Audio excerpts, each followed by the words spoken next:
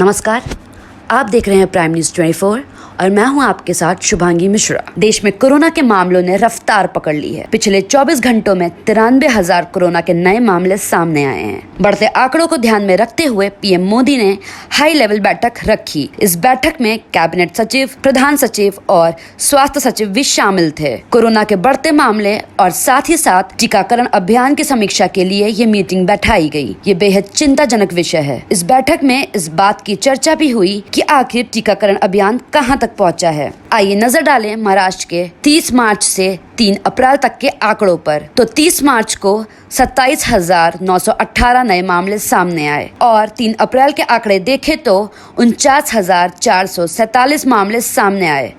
277 की जान गई है और सबसे ज्यादा 2 अप्रैल को मामले सामने आए जब ज्यादा लोगों की जान गई। मुंबई के नए केसेस के आंकड़े 9,090 और मौतें 27। इस मीटिंग में डॉक्टर वी.के. पॉल जो कमेटी को हेड कर रहे हैं वो भी मौजूद थे। इस बैठक में कोरोना से बचने के लिए खास तैयारियों के अपडेट्स पीएम मोदी ने लिए कि अब तक क्या क्या तैयारियां की गई और आगे क्या रणनीति बनाई जाएगी, और साथ ही साथ वैक्सीनेशन पर भी जायजे लिए क्योंकि वैक्सीनेशन के तीसरे चरण की शुरुआत हो चुकी है। हालांकि बढ़ते खतरों को देखते हुए हो सकता है केंद्र सरकार जल्द ही नई गाइडलाइंस जारी करे।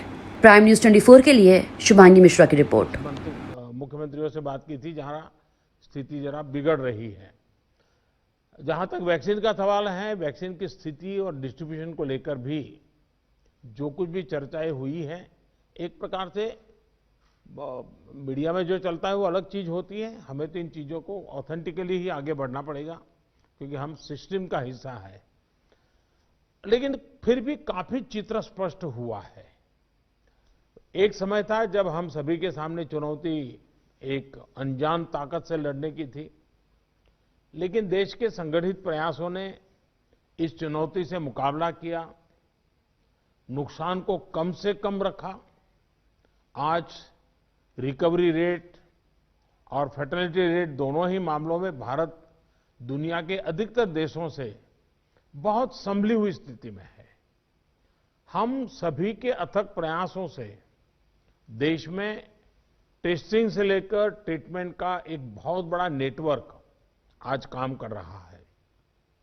इस नेटवर्क का लगातार विस्तार भी किया जा रहा है।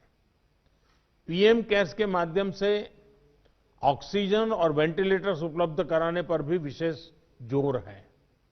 कोशिश ये है कि देश के मेडिकल कॉलेज और जिला अस्पतालों को ऑक्सीजन जनरेशन के मामले में सेल्फ सफिशिएंट बनाया जाए। इसलिए अभी 160 से ज्यादा नए ऑक्सीजन प्लांट्स के निर्माण की प्रक्रिया ऑलरेडी शुरू की गई है। पीएम केयर फंड से देश के अलग अलग अस्पतालों को हजारों नए वेंटिलेटर्स मिलने भी सुनिश्चित हुए हैं।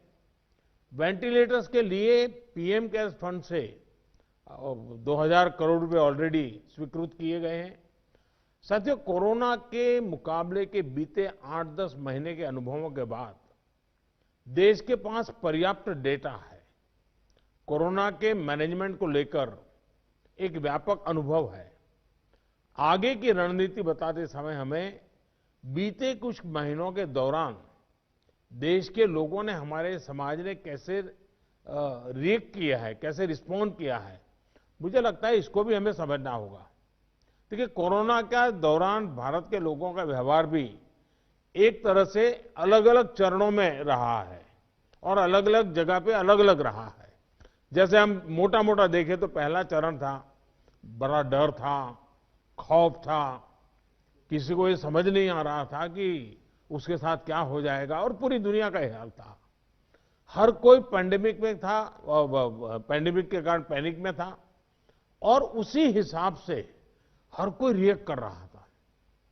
हमने देखा प्रारंभ में आत्महत्या तक की घटनाएं घटी थी। पता चला कोरोना हुआ तो आत्महत्या कर दी। इसके बाद धीरे धीरे धीरे दूसरा चरण आया। दूसरे चरण में लोगों के मन में भय के साथ साथ दूसरों के लिए संदेह भी जुड़ गया। उनको लगा कि भाई इसको कोरोना हो गया मतलब कुछ गंभीर मामला है, दूर भागो।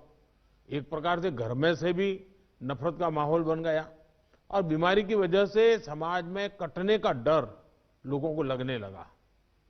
इस कारण कोरोना के बाद कई लोग संक्रमण को छिपाने लगे। उनको लगा कि ये तो बताना नहीं चाहिए, कुछ समाज में मैं कट जाऊंगा।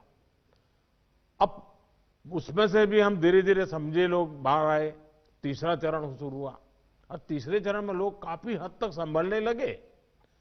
अब संक्रमण को स्वीकारने के लगे और अनाउंस भी करने लगे, भाई मुझे तकलीफ है, मैं आइसोलेट कर रहा हूं, मैं क्वारंटाइन कर रहा हूं, आप भी करिए। जो एक प्रकार से लोग भी अपने आप से लोगों को समझाने लगे।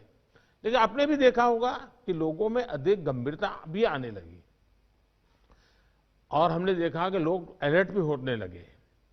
और इस तीसरे चरण के बाद हम चौथे चरण में पहुंचे। जब कोरोना से रिकवरी का रेट बढ़ा तो लोगों को लगता है कि ये वायरस नुकसान नहीं कर रहा है, ये कमजोर हो गया है। बहुत से लोग ये भी सोचने लगे हैं कि अगर बीमार हो भी गए तो ठीक हो जाएंगे। इस वजह से लापरवाही का ये स्टेज बहुत बड़ा व्यापक हो गया है। और इसलिए मैंने हमारे त्योहारों की शुरुआत में ही स्पेशली राष्ट्र के नाम संदेश देकर के सबको हाथ जोड़ करके प्रार्थना की थी कि भाई ढिलाई मत बरतिए, क्योंकि कोई वैक्सीन नहीं है, दवाई नहीं है, हमारे पास एक ही रास्ता बचा है, हम हर एक को कैसे अपने अपने आप बचाएं। और हमारी जो गलतियां हुई वही एक खतरा बन गया, थोड़ा ढिलाई आ गई। इस चौथे चरण में लोगों को कोरोना की गंभीरता के प्रति हमें फिर से जागरूक करना ही होगा। हम एकदम से वैक्सीन पर शिफ्ट तो जिसका काम करना है करेंगे, हमें तो कोरोना पर ही फोकस करना है। हमें किसी भी हालत में ढिलाई नहीं बरतने देनी है। हाँ, शुरू में कुछ बंधन इसलिए लगाने पड़े ताकि व्यवस्थाएं भी विकसित करनी थी, लोगों को थोड़ा एजुकेट भी करना था। अब हमारे पास टीम तैयार है, लोग भी तैयार हैं। थोड़ा आग्रह रखेंगे तो चीजें संभल सकती हैं। जो जो चीज हम तैयार करें उसको जरा इंप्लीमेंट करें और हमें आगे अब कोई बढ़े नहीं, इसकी चिंता जरूर करनी होगी, कोई नई गड़बड़ न हो। आपदा के गहरे समंदर से हम निकले हैं, ये हम मान के चले। इतना बड़ा देश, दुनिया मानती थी कि भारत तो नहीं संभल पाएगा। आपदा के गहरे समंदर से हम निकलकर हम किनारे की तरफ बढ़ रहे हैं। हम सभी के साथ वो पुरानी जो एक शेर शायरी चलती है, ऐसा न हो जाए कि हमारी किश्ती भी वहां डूबी जहां पानी कम था। ये स्थिति हमें नहीं आने देनी है। साथियों, आज हम दुनिया भर में देख रहे हैं कि जिन देशों में कोरोना कम हो रहा था, आपको पूरा चार्ट बताया कैसे तेजी से संक्रमण फैल रहा है। हमारे यहां भी कुछ राज्यों में ये ट्रेंड चिंताजनक है ही है। इसलिए हम सभी को, शासन प्रशासन को पहले से भी अधिक जागरूक, अधिक सतर्क रहने की जरूरत है। हमें ट्रांसमिशन को कम करने के लिए अपने प्रयासों को जरा और गति देनी होगी। टेस्टिंग हो, कंफर्मेशन, कॉन्टैक्ट ट्रेसिंग, डेटा, इन सारी जुड़ी किसी भी तरह की कमी को हमें सर्वोच्च प्राथमिकता देते हुए उसको ठीक करना होगा। पॉजिटिविटी रेट को 5% के दायरे में लाना ही होगा। और मैं मानता हूं छोटी छोटी इकाइयों पर कहिए कि भाई 1 क्यों बढ़ा, आधा क्यों बढ़ा, 2 क्यों बढ़ा। हम राज्य के स्केल पर चर्चा करने के बजाय अब जितनी लोकलाइज चर्चा करेंगे शायद हम एड्रेस जल्दी कर पाएंगे। दूसरा, हम सबने अनुभव किया है कि आरटी-पीसीआर टेस्ट का अनुपात बढ़ना चाहिए। जो घरों में आइसोलेटेड मरीज हैं उनकी मॉनिटरिंग ज्यादा बेहतर तरीके से करनी होगी। आप भी जानते हैं कि अगर वहां थोड़ी भी ढिलाई रही तो मरीज बहुत गंभीर स्थिति में अस्पताल आता है, फिर हम बचा नहीं पाते हैं। जो गांव है, कम्युनिटी के स्तर पर हेल्थ सेंटर हैं, उनको भी हमें ज्यादा इक्विप करना ही होगा। गांव के आसपास भी इंफ्रास्ट्रक्चर ठीक रहे, ऑक्सीजन की सप्लाई पर्याप्त रहे, ये हमें देखना होगा। हम लोगों का लक्ष्य होना चाहिए कि फर्टिलिटी रेट को 1% से भी नीचे लाए। और वो भी मैंने जैसे कहा, छोटे छोटे इलाके में देखा जाए भाई 1 मृत्यु हुई क्यों हुई। जितना इतना फोकस करेंगे तब स्थिति को संभाल पाएंगे। और सबसे बड़ी बात, जागरूकता अभियानों में कोई कमी ना आए। कोरोना से बचाव के लिए जो जरूरी मैसेजिंग है, इसके लिए समाज को जोड़े रखना होगा। जैसे कुछ समय पहले हर संगठन, हर प्रभावी व्यक्ति को हमने एंगेज किया था, उन्हें फिर एक्टिव करना होगा। साथियों, आप भली भांति परिचित हैं कि कोरोना की वैक्सीन को लेकर इंटरनेशनली और नेशनली किस तरह की खबरें आ रही हैं। आज दुनिया में भी और देश में भी, जैसा अभी आपको प्रेजेंटेशन में पूरा डिटेल बताया गया, करीब करीब आखिरी दौर पर वैक्सीन के रिसर्च में काम पहुंचा है। भारत सरकार हर डेवलपमेंट पर बारीकी से नजर रखे हुए हैं, हम सबके संपर्क में भी हैं। और अभी ये तय नहीं है कि वैक्सीन की 1 डोज होगी, 2 डोज होगी या 3 डोज होगी। ये भी तय नहीं है कि इसकी कीमत कितनी होगी, उसकी कीमत कितनी होगी, ये कैसे होगी। यानी अभी भी इन सारी चीजों के सवालों के जवाब हमारे पास नहीं है, क्योंकि जो इसके बनाने वाले हैं, दुनिया में जिस प्रकार की कॉरपोरेट वर्ल्ड भी है, उनका भी एक कंपटीशन है। दुनिया के देशों के भी अपने अपने डिप्लोमेटिक इंटरेस्ट होते हैं। WHO से भी हमें इंतजार करना पड़ता है। तो हमें ये इन चीजों को वैश्विक संदर्भ में ही आगे बढ़ना पड़ेगा। हम इंडियन डेवलपर्स और मैन्युफैक्चरर के साथ भी हमारी जो भी टीम काम कर रही है, पूरी तरह संपर्क में है। इसके अलावा ग्लोबल रेगुलेटर्स, अन्य देशों की गवर्नमेंट्स, मल्टीलेटरल इंस्टीट्यूशंस और साथ ही इंटरनेशनल कंपनीज, सभी के साथ जितना संपर्क बढ़ सके, जितनी रियल टाइम कम्युनिकेशन हो, इसके लिए पूरा प्रयास, एक व्यवस्था बनी हुई है। साथियों, कोरोना के खिलाफ अपनी लड़ाई में हमने शुरुआत से ही एक एक देशवासी का जीवन बचाने को सर्वोच्च प्राथमिकता दी है। अब वैक्सीन आने के बाद भी हमारी प्राथमिकता यही होगी कि सभी तक कोरोना की वैक्सीन पहुंचे। उसमें तो कोई विवाद हो ही नहीं सकता है। लेकिन कोरोना की वैक्सीन से जुड़े भारत का अभियान अपने हर नागरिक के लिए एक प्रकार से नेशनल कमिटमेंट की तरह है।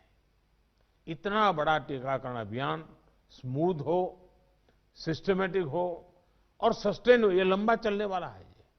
इसके लिए हम सभी को, हर सरकार को, हर संगठन को एकजुट होकर के कोऑर्डिनेशन के साथ एक टीम के रूप में काम करना ही पड़ेगा। साथियों, वैक्सीन को लेकर भारत के पास जैसा अनुभव है, वो दुनिया के बड़े बड़े देशों को भी नहीं है। हमारे लिए जितनी जरूरी है स्पीड है, उतनी ही जरूरी है सेफ्टी भी है। भारत जो भी वैक्सीन अपने नागरिकों को देगा, वो हर वैज्ञानिक कसौटी पर खरी होगी। जहां तक वैक्सीन के डिस्ट्रीब्यूशन की बात है, तो उसकी तैयारी भी आप सभी राज्यों के साथ मिलकर के की जा सके रही है। वैक्सीन प्राथमिकता के आधार पर किसे लगाई जाएगी, ये राज्यों के साथ मिलकर के ये मोटा मोटा खाका भी आपके सामने रखा है कि भाई अगर इस प्रकार से WHO ने जो कहा है हम चलते हैं तो अच्छा है, लेकिन फिर भी ये निर्णय तो हम सब मिलकर के ही करेंगे। हर राज्यों के सुझाव का महत्व इसमें बहुत रहेगा, क्योंकि आखिरकार उनको अंदाज है कि उनके राज्य में ये कैसे होगा। हमें कितनी अतिरिक्त कोल्ड स्टोरेज की जरूरत रहेगी, मुझे लगता है कि राज्यों ने इस पर अभी बल देकर के व्यवस्थाएं खड़ी कर देना शुरू कर देना चाहिए। कहां कहां संभव हो गए, उसके पैरामीटर्स क्या हो गए, उस पर हमें यहां से सूचनाएं तो डिपार्टमेंट को चली गई है, लेकिन इसको अब इम्प्लीमेंट करने के हमने रेडी रखना पड़ेगा। और जरूरत पड़ी तो अतिरिक्त सप्लाई भी सुनिश्चित की जाएगी। और इसका विस्तृत प्लान बहुत जल्द ही राज्य सरकारों के साथ मिलकर के तय कर दिया जाएगा। हमारी राज्यों की और केंद्र की टीम साथ लगातार वो बातचीत कर रहे हैं, काम चल रहा है। केंद्र सरकार ने राज्यों से कुछ समय पहले आग्रह किया था कि स्टेट लेवल पर एक स्टीयरिंग कमेटी एवं स्टेट और डिस्ट्रिक्ट लेवल पर टास्क फोर्स का, और मैं तो चाहूंगा कि ब्लॉक लेवल तक हम जितना जल्दी ये व्यवस्थाएं खड़ी करेंगे, और किसी न किसी एक व्यक्ति को काम देना पड़ेगा। इन कमेटियों की रेगुलर बैठकें हो, उनकी ट्रेनिंग हो, उनकी मॉनिटरिंग हो, और जो ऑनलाइन ट्रेनिंग होती है वो भी शुरू हो। हमें हमारा रोजमर्रा के काम के साथ कोरोना से लड़ते लड़ते भी इस एक व्यवस्था को भी विकसित तुरंत करना पड़ेगा, ये मेरा आग्रह रहेगा। जो कुछ सवाल आपने कहे हैं, कौन सी वैक्सीन कितनी कीमत में आएगी, ये भी तय नहीं है। मूल भारतीय वैक्सीन अभी दो मैदान में आगे हैं, लेकिन बाहर के साथ मिलकर के हमारे लोग काम कर रहे हैं। दुनिया में जो वैक्सीन बन रही हैं, वे भी मैन्युफैक्चरिंग के लिए भारत को के लोगों के साथ ही बात कर रहे हैं, कंपनियों के साथ। लेकिन इन सारे विषयों में हम जानते हैं कि 20 साल से मान लीजिए कोई दवाई पॉपुलर हुई है, 20 साल से लाखों लोग उसका उपयोग कर रहे हैं, लेकिन कुछ लोगों को उसका रिएक्शन आता है, आज भी आता है, 20 साल के बाद भी आता है। तो ऐसा इसमें भी संभव है। निर्णय वैज्ञानिक तराजू पर ही तोला जाना चाहिए। निर्णय उसकी जो अथॉरिटीज हैं, उन अथॉरिटीज के सर्टिफाइड व्यवस्था से ही होनी चाहिए। हम लोग समाज जीवन की चिंता करते हैं, लेकिन हम सब जानते हैं कि हम कोई वैज्ञानिक नहीं है, हम इसकी एक्सपर्टाइज हमारी नहीं है। तो हमें दुनिया में से जो व्यवस्था के तहत जो चीजें आती हैं, आखिरकार उसी को ही स्वीकार करना पड़ेगा और उसको स्वीकार करके हम आगे चलेंगे। लेकिन मैं आपसे आग्रह करूंगा कि आप के मन में जो योजना हो, खास करके वैक्सीन के संबंध में, किस प्रकार से आप डिलीवरी नीचे तक ले जाएंगे, आप जितना जल्दी बहुत डिटेल प्लान करके लिख करके भेजेंगे तो निर्णय करने में सुविधा होगी। और आपके विचारों का ताकत इसमें बहुत है। राज्यों का अनुभव बहुत अहमियत रखता है, क्योंकि वहीं से ये चीज आगे बढ़ने वाली है। और इसलिए मैं चाहूंगा कि आपका बहुत ही एक प्रकार से प्रोएक्टिव पार्टिसिपेशन इसमें बने, यही मेरी अपेक्षा है। लेकिन मैंने पहले ही कहा, वैक्सीन अपनी जगह पे है, वो काम होना है, करेंगे, लेकिन कोरोना की लड़ाई जरा भी ढीली नहीं पड़नी चाहिए, थोड़ा सा भी ढिलास नहीं आनी चाहिए। यही मेरी आप सबसे रिक्वेस्ट है।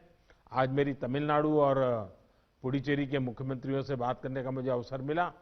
आंध्र से मैं फोन नहीं कर पाया था सुबह। एक साइक्लोन हमारे पूर्वी तट पे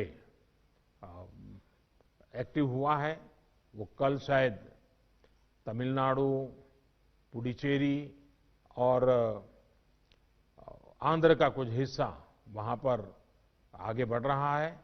और सारी भारत सरकार की टीमें बहुत एक्टिव हैं, सब लोग गए हैं। मैंने आज 2 आदरणीय मुख्यमंत्री जी से बात की थी, आंध्र के मुख्यमंत्री जी से अभी इसके बाद बात करूंगा। लेकिन सबके लिए पूरी तरह भारत सरकार और राज्य सरकारें मिल करके, और पहला काम खाली करवाना, लोगों को बचाना, इस पर हमारा जोर रहे। फिर एक बार मैं आप सबका बहुत आभारी हूं, आप सबने समय निकाला। लेकिन मैं आग्रह करूंगा कि आप जल्दी से मुझे कुछ न कुछ जानकारियां भेजिए। धन्यवाद।